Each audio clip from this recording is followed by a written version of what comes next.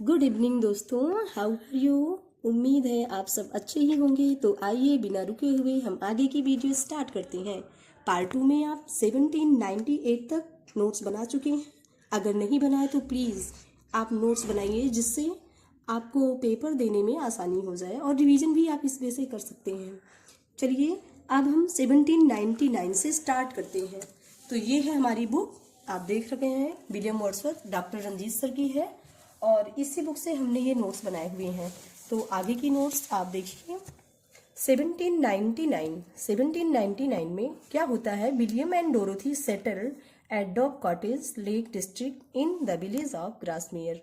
जी हाँ, ये 1799 में विलियम और अपनी उनकी जो बहन थी डोरोथी, ये जाके कहाँ सेटल हो गए, डब कॉटेज, जो कि कहाँ था, लेक डिस्ट्रिक्ट। और ये विलेज का नाम क्या है, ग्रासमेयर। ये भी आता है क्वेश्चन की ग्रासमेयर क्या है, सिटी है, टाउन है, क्या है, तो ये विलेज है। 1799 से 1800 तक इन्होंने यहाँ पे स्टे किया। फिर 1800 में आते हैं। 1800 में second edition of lyrical ballads ये भी आता है। जी हाँ, ये जो लिरिकल बैलेट्स था इसका 1798 में तो पब्लिश हुआ ही था। तो इसका जो सेकेंड एडिशन है वो 1800 में आता है। और इसमें क्या था, विशेषता इसकी क्या है कि इसमें प्रीफेस भी एडेड था, प्रीफेस भी इसको ऐड किया गया था। 1802 की बात करते हैं तो Wordsworth and Dorothy went to France so that he could meet his daughter Caroline. जी हाँ, जो उसकी इलेक्टिमेट यानी कि जो उसकी नाजायज औलाद थी उसको क्या बोलते हैं, हम इलेक्टिमेट बोलते हैं। पहले भी हम आपको बता चुके हैं कि जो उनकी जो बिलबर थी, जो उसकी बिलव थी, जो जिससे उसका अफेयर रहा था, उससे एक उसको लड़की थी जिसका नाम कैरोलिन था।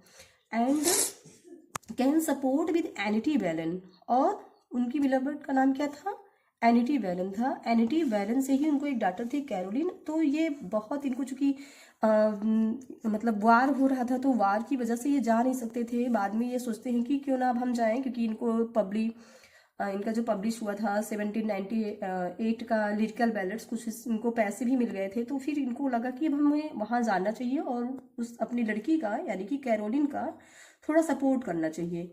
लेकिन इनको बहुत लेट हो जाता है और सब सारी चीज़ें बदल चुकी हैं। ये जाते हैं, एनिटी वैलन इनको रिफ्यूज कर देती हैं, वो बोलती हैं कि नहीं, मुझे अब कोई ज़रूरत नहीं है। सो ही रिटर्न इंग्लैंड। फिर इससे क्या होता है कि वो इंग्लैंड लौट आते हैं और फिर मैरिड करते हैं। किससे शादी कर लेते हैं, मैरी हचिंसन से।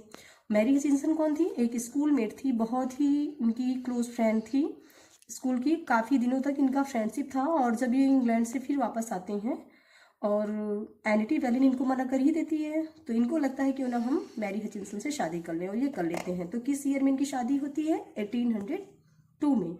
1802 में ही ये शादी भी करते हैं और ये कहाँ जाते हैं, फ्रांस को भी जाते हैं दोबारा। ठीक है, चलिए 1802 की एक बात और भी है कि इसमें जो है थर्ड एडिशन भी आता है, किसका, लिरिकल बैलेट्स का। ठीक है, तो पहला एडिशन आपने देखा था 1798 में, सेकंड आता है 1800 और थर्ड आता है 1802 में। फिर 1805 में इनका fourth edition of lyrical ballads ये आता है। और क्या होता है, his brother John lost at sea, उनके जो भाई जॉन थे वो जो है समुद्र में खो जाते हैं। एंड थर्ड चीज ये होता है कि the prelude finished but published in 1850 by Mary Hutchinson. ये जो प्रेल्यूड है, इनकी जो प्रेल्यूड थी वो फिनिश हो जाती है और पब्लिश्ड कब होती है, जबकि वो जो उसका कंपोजिशन था वो कंपोज्ड हो जाती है कब, 1805 में।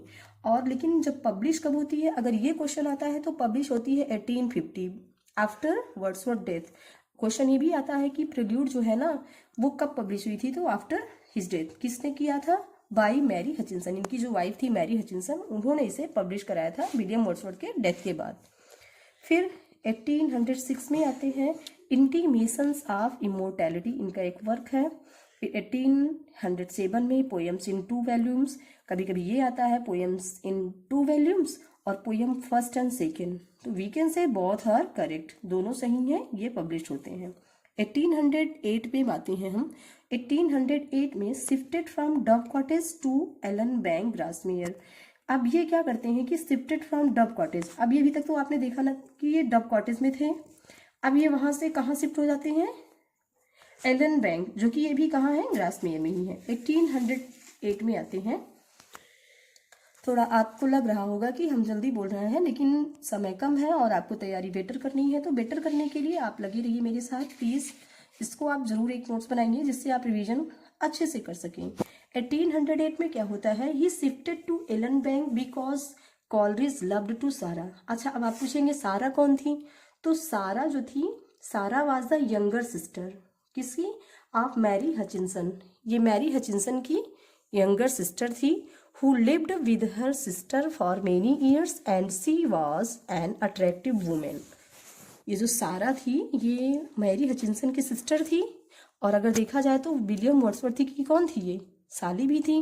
तो कोई नहीं चाहेगा कि कोई और ये क्या करते थे कि he shifted to Elon Bank. ये पहले तो आपने देखा ना, पहले पिछली वीडियो में हमने आपको बताया है कि ये थोड़ा कॉलेज से जब इनकी फ्रेंडशिप होती है तो उनके पास ही जाते हैं, उनके सामने मतलब उनसे थोड़ी कम दूर पे जाके घर अपना लेते हैं। लेकिन जैसे ही मतलब इनको, चूंकि ये सारा, जब ये सारा से क्या करने लगे, प्रेम करने लगे, कॉलेज लव्ड टू सारा, तो इनको लगा तो ये जाके ही shifted to Elon bank, Allen bank चले गए। क्यों? बिकॉज कॉलेज लव टू सारा। इनको बिल्कुल नहीं पसंद था कि कॉलेज सारा को प्रेम करें। तो ये सारा जो थी ये यंगर सिस्टर थी, बताया ही है मैरी हचिंसन की, जो कि कहाँ रहती थी? अपने सिस्टर के साथ ही रहती थी फॉर मेनी ईयर्स। ठीक है, ये अपने सिस्टर के साथ ही रहती थी। And she was an attractive women, और बहुत ही अट्रैक्टिव वुमेन भी थी। तो जाहिर सी बात है कि कोई अट्रैक्टिव महिला है तो ठीक है, कॉलरिज को कुल मिलाकर के सारा से प्रेम हो गया, और वर्ड्सवर्थ ने इसलिए वहाँ से बोले कि वहाँ से एलन बैंक को शिफ्ट हो जाते हैं। ठीक है ना। अब आप देख सकते हैं 18, 10, 12, 13 और भी बहुत सारे मेरे पास ये लिरिकल बैलड्स के हमने नोट्स बनाए हुए हैं। ये सारी बुक्स भी हैं, हम आपको दिखा देते हैं, ये हमने ऐसे हाईलाइट किया हुआ है।